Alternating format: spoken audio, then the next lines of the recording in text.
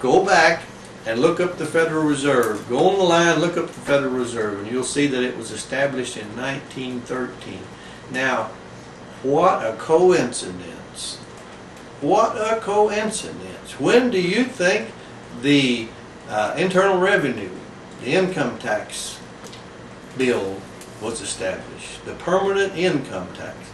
Why, Shazam, Shazam, 1913, the same time, proving that it was this conspiracy not only got their Federal Reserve, their money lending scheme through Woodrow Wilson in, but they also established a way to service the debt on the money that they would be lending to this government. See, all it is, you can do this better than me, but all it is, look, all the Federal Reserve is the legalization of the right of a private corporation to counterfeit money. Is that not right? Exactly. To counterfeit money. And that is exactly what happens. The Federal Reserve simply makes a note in their books that they're going to lend a member bank $1 billion.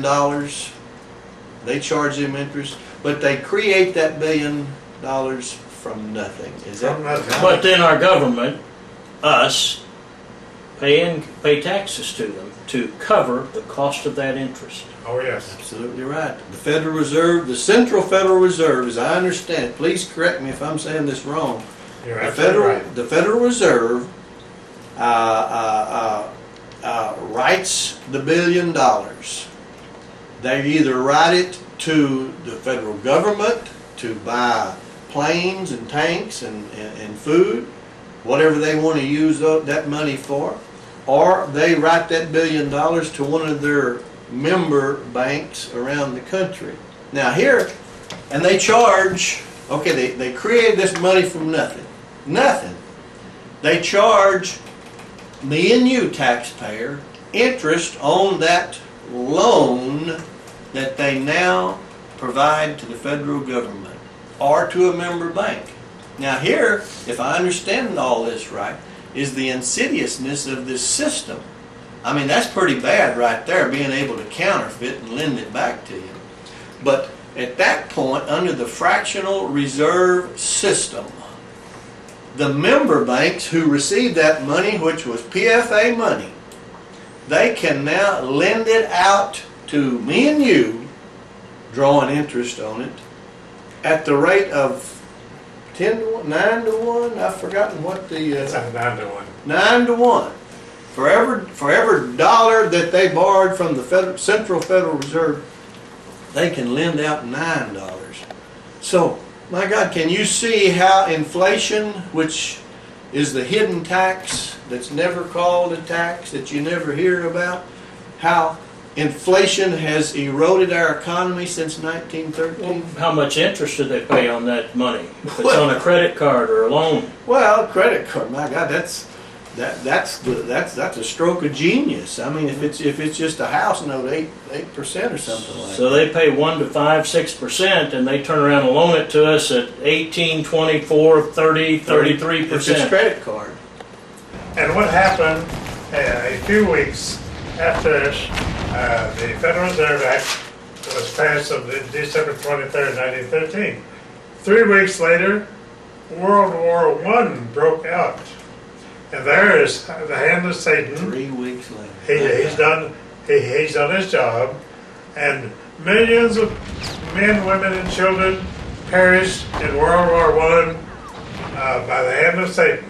And billions of dollars. And billions of dollars, all financed by the Federal Reserve System, which they could not have this World War until they had the Federal Reserve System. So we had 2 World Wars. One in 1914 and one in 1939. These were satanic wars engineered by Satan himself to accomplish his purposes. That's right. Do the people in Washington, the senators, the congressmen, used to, do they know? They know. Or do they just? They are hired by the Federal Reserve System to So be. it's not just ignorance on their part. It's They not know. ignorance, it's complicity. Yeah, yeah. And you know, Couldn't be ignorance. knowledge of a crime, and you do nothing about it, that is misprision, which is a felony. And everyone in Washington has full knowledge of the crime of the Federal Reserve System, and now the American people are being told about it. So then they become guilty of misprision, If they won't do anything about it. and they won't. This history is written by those that want you to think the way they think. They have destroyed in our minds the morals and the abilities of our children to think for themselves. They have created a public school system that's an absolute disaster.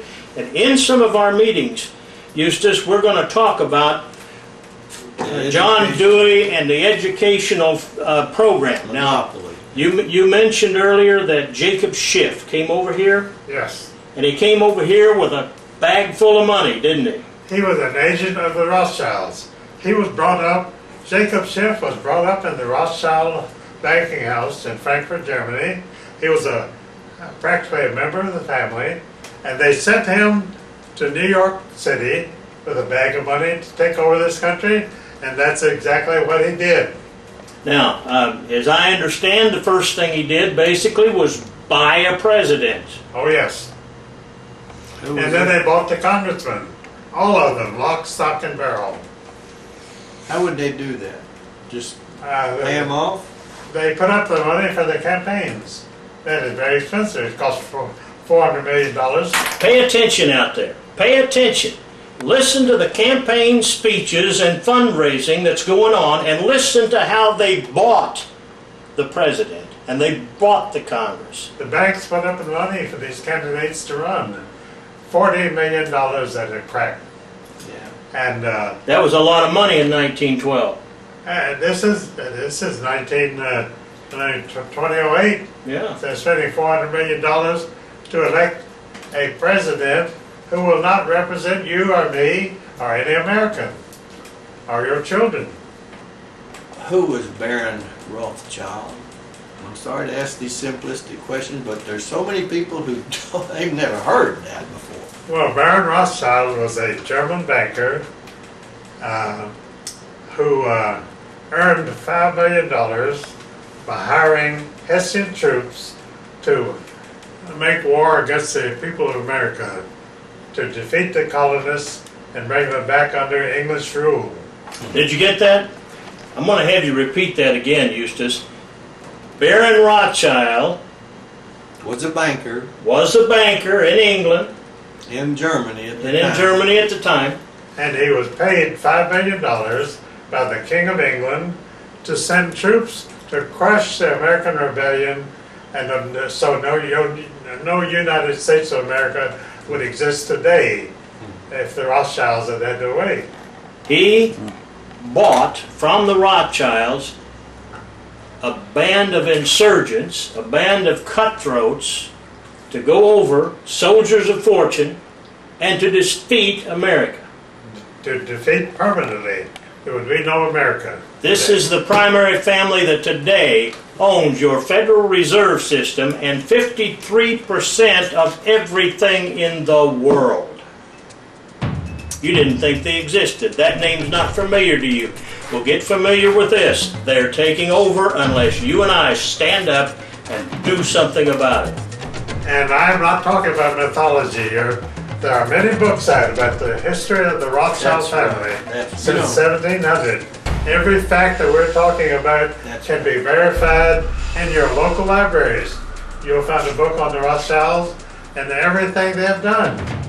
And they've started war after war after war, and they've reaped Satan's reward for their work.